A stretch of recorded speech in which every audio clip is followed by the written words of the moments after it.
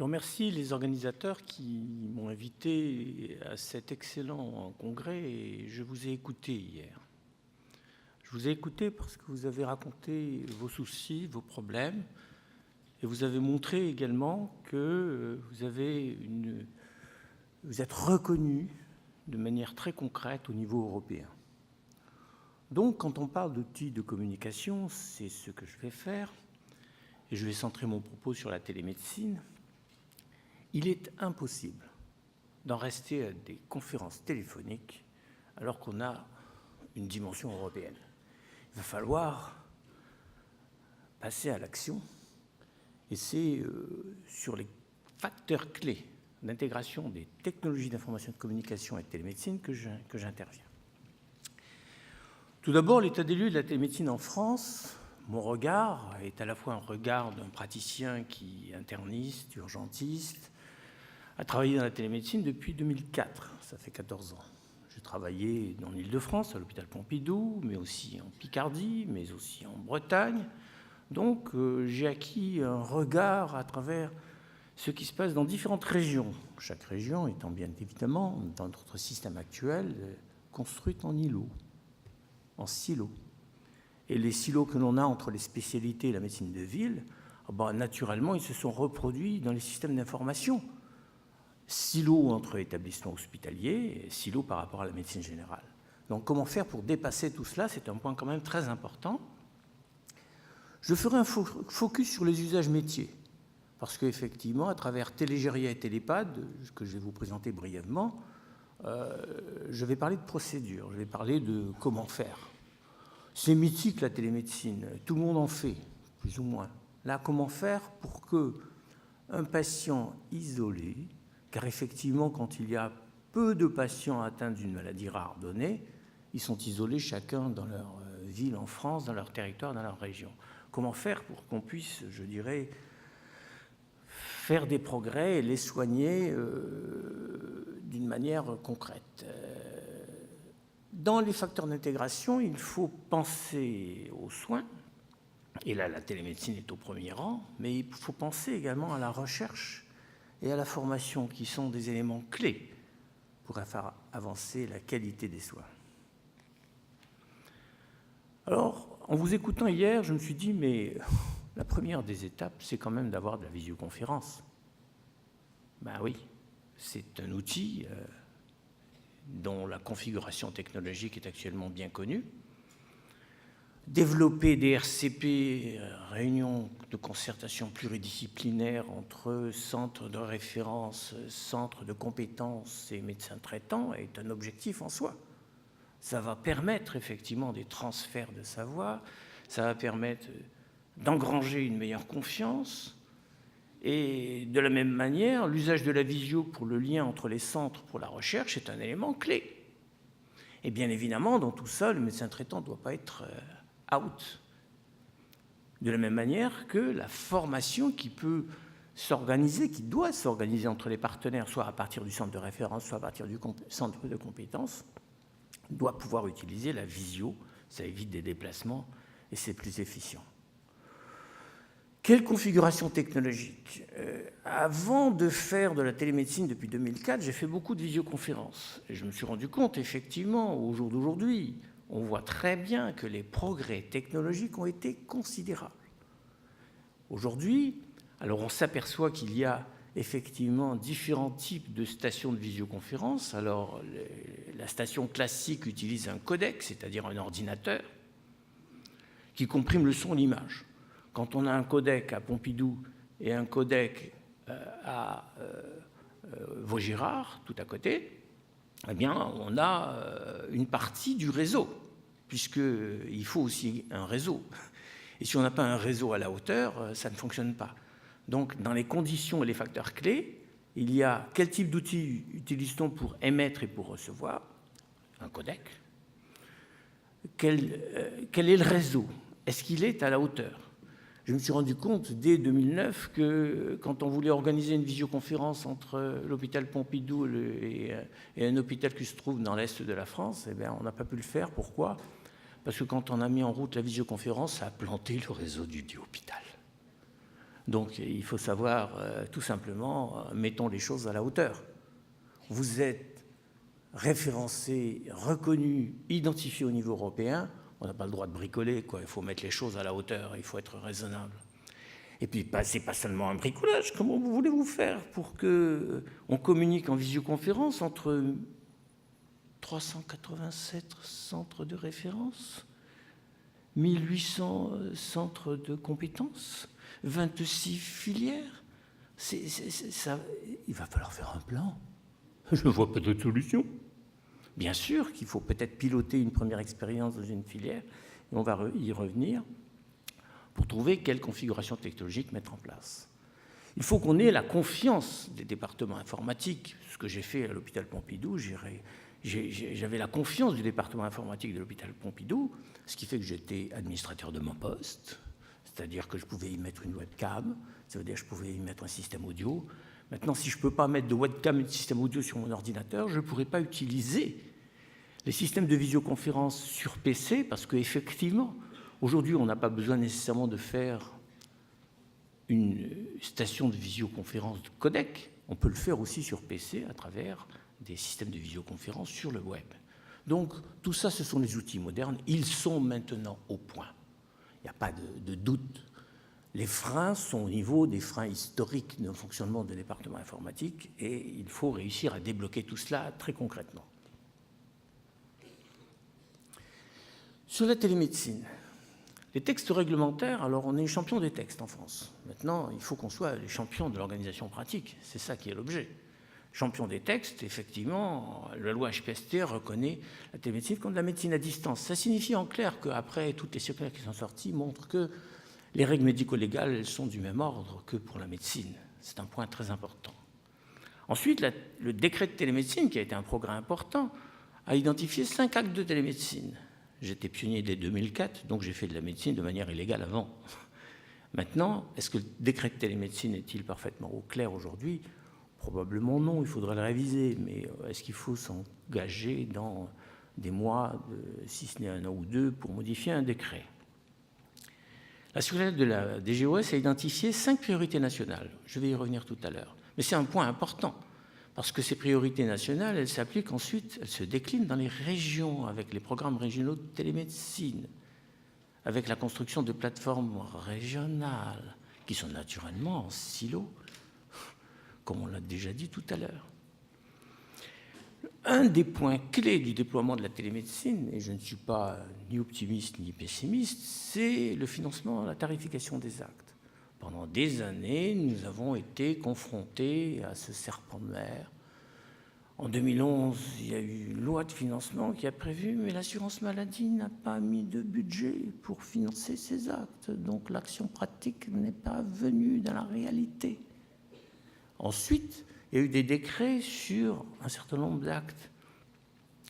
Mais les décrets, c'était aussi des usines à gaz pour l'application pratique pour des soignants déjà surchargés de textes légaux et usines à gaz, notamment le dernier qui était en 2017, qui prévoyait de faire une expérimentation concernant les tarifications pour montrer que c'était effectivement rentable sur le plan médico-économique. Mais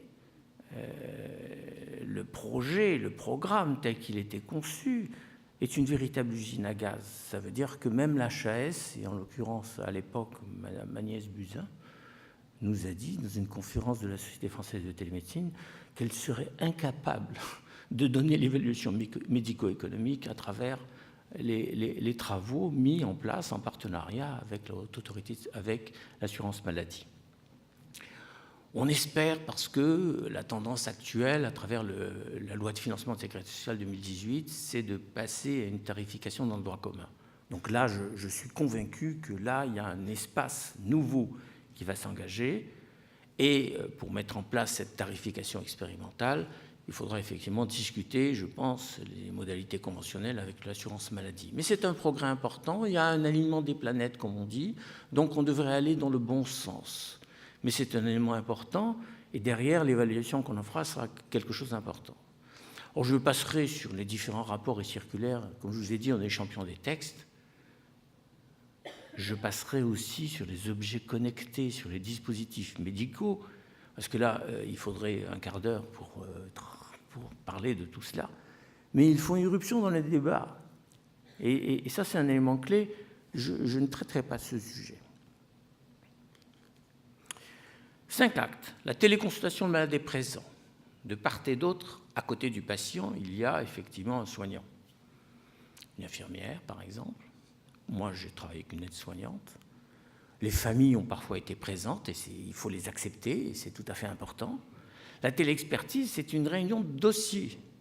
Et là, il faut qu'on sorte effectivement de ce qui se fait aujourd'hui. Bien souvent, la téléexpertise passe à travers un petit coup de téléphone, à travers une photo d'un ECG, d'une radio ou autre qu'on envoie sur le smartphone du dit spécialiste qui est dans la poche du citoyen et pas... Bon, ces téléexpertises, on en fait plein. Il faut pouvoir les faire dans un cadre juridique et dans un cadre technologique sécurisé. La télésurveillance, ça peut être la télésurveillance des pathologies cardiaques. On sait à travers, effectivement, la surveillance des défibrillateurs, la surveillance des pacemakers, qu'on a fait des progrès considérables. Les malades n'ont pas besoin de se déplacer pour aller faire contrôler le pacemaker. Et c'est un point très important. Donc on voit tout à fait les bénéfices, à la fois pour les patients et les bénéfices également en termes de sécurisation pour les systèmes de soins, pour le système de santé. On attend effectivement le décret sur la validation de la tarification, car aujourd'hui, il y a un financement. Est-ce qu'il va tomber dans le droit commun? Est-ce que tout ceci va être bien intégré dans le futur modèle médico-économique dont on semble voir pointer, que l'on semble voir pointer à l'horizon? C'est un élément important. La téléassistance, c'est effectivement l'assistance, par exemple, pour un pansement. Donc déjà, quand on est dans une maladie rare, on a une petite idée du type d'acte que l'on pourrait réaliser parce qu'il apporterait un bénéfice à la fois pour les patients, pour les partenaires et pour l'organisation des soins. 2 textes réglementaires importants. Les recommandations, le guide de pilotage et de sécurité d'un projet de télémédecine. Quand on a un projet de télémédecine, premièrement, il faut définir le projet. Quel est l'objectif médical? Et après, tout le reste s'en déduit. Je ne vais pas rentrer dans le détail, mais il faut penser projet médical et après, c'est l'outil qui vient. Ce n'est pas l'inverse. Si on commence par l'outil, on se plante. Donc, toujours commencer par le projet médical pour décliner ensuite. Et ce guide, je vous conseille de le lire parce qu'il y a une synthèse et il est très bien fait. Quelqu'un qui est dans un centre, une filière et qui a envie de s'engager dans un projet de télémédecine pourrait très bien utiliser ce guide. Il est très bien conçu pour effectivement formaliser le projet médical. Concernant l'évaluation médico-économique, l'HAS a fait un rapport extrêmement complet, c'est clair, mais on n'a pas de conclusion au niveau français ni international. Lisez les recommandations du Conseil de l'Ordre. Et le dernier élément qui est un point important, la coopération entre les professionnels de santé est un élément clé de la télémédecine. Pour moi, c'est quelque chose de très important qui s'implique, qui s'invite dans la vie quotidienne de la télémédecine. Ça, c'est pour vous rappeler, quand vous faites un projet de télémédecine, vous devez concevoir le projet, l'installer, le mettre en route, le faire fonctionner, l'évaluer, un retour d'expérience, partager ensuite son expérience avec ceux qui pourraient y rentrer. Le bilan des 5 priorités nationales. La téléradiologie. Alors effectivement, il y a beaucoup de plateformes de téléradiologie dans les régions. Elles utilisent parfois des outils, c'est-à-dire des moyens technologiques et des partenariats industriels qui sont différents d'une région à l'autre. On a cet aspect en silo et tous ces systèmes ne sont pas nécessairement interopérables les uns avec les autres. Donc vous voyez la dimension complexe que cela implique. Dans l'accident vasculaire cérébral, c'est sûr que là, ça a été un franc succès, ça a marché en télémédecine. Ça a marché à travers les projets pilotes en Franche-Comté avec Thierry Moulin, et puis ça s'est décliné dans des tas d'autres régions, la région Aquitaine, la région Nord, la région Centre, et ça a très bien marché. Pourquoi? Parce qu'il y a eu effectivement un pilotage et une gouvernance qui ont permis de régler chacun des problèmes. C'est quel outil je vais utiliser, de quel réseau je vais avoir, qu'est-ce que je fais en pratique, c'est qui, quand, quoi, comment ou pourquoi. Cette application-là a marché dans l'accident vasculaire cérébral. En revanche, les soins aux détenus, c'est verrouillé. Est-ce que c'est verrouillé à cause des barreaux? J'en sais rien, mais en tous les cas, c'est verrouillé et on n'a pas à la hauteur d'activité qui permettrait de faire des économies de policiers. Et là, c'est concret, me semble-t-il, aujourd'hui. Pour les maladies chroniques et HAD, maladie chronique, l'insuffisance rénale chronique, ça fonctionne. Ça fonctionne, mais on n'a pas eu non plus à la hauteur de bilan d'activité. J'ai une expérience toute particulière dans les établissements médico-sociaux, puisque j'ai travaillé par rapport au lien entre EHPAD et hôpitaux, mais je travaille aussi actuellement en cabinet libéral, dans un cabinet libéral dans Paris Intramuros pour faire de la télémédecine au domicile, et je travaille également chez les handicapés. Donc j'ai une vision, un regard croisé sur différents lieux de soins. Ça, c'est tous les projets, je passe. Je veux vous apporter un retour d'expérience sur la télémédecine avec un réseau très haut débit. C'est Télégéria. Vous voyez que sur presque 800 patients, on a fait presque 1500 actes dans 26 spécialités, 23 spécialités. Et ça a permis de montrer qu'à chaque fois, il faut qu'on ait des procédures qui s'appliquent à chacun des besoins médicaux. Ici, vous voyez, c'est une consultation dans les tout premiers jours en juillet 2013. On a un face-à-face excellent en haute définition avec une caméra fixe et un écran principal, un son d'excellente qualité et une caméra à main que vous voyez sur la gauche. Et cette activité qui s'est déployée en orthopédie, en cardiologie, en dermato, on a mis en place tous les moyens techniques. La visioconférence avec le grand écran face-à-face, une caméra main à gauche, c'est le deuxième flux, une caméra à droite pour le dossier radiologique. Et ça a fonctionné. On l'a fait également pour les plaies et pansements. Et là, vous voyez qu'en plus, on rajoute un accès au dossier médical. Donc, on a 4 flux. Si on a un objet connecté ou un dispositif médical, on pourrait y avoir un 5e flux. Face à ça, c'est cette expérience Télégéria sur 1500 actes. Nous avons contrôlé qu'on pouvait le faire avec d'autres outils que celui-là, qui était un outil Cisco, et on l'a contrôlé avec un outil Covotem et d'autres outils. Et ça a montré une chose essentielle, c'est qu'une fois qu'on a écrit et compris les procédures, c'est comme pour les voitures.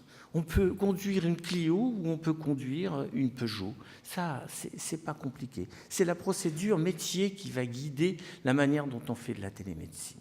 Seulement, vous êtes en centre de référence qui est dans un hôpital tout à fait différent du centre de compétences ailleurs. Et tout ceci a été construit en silo.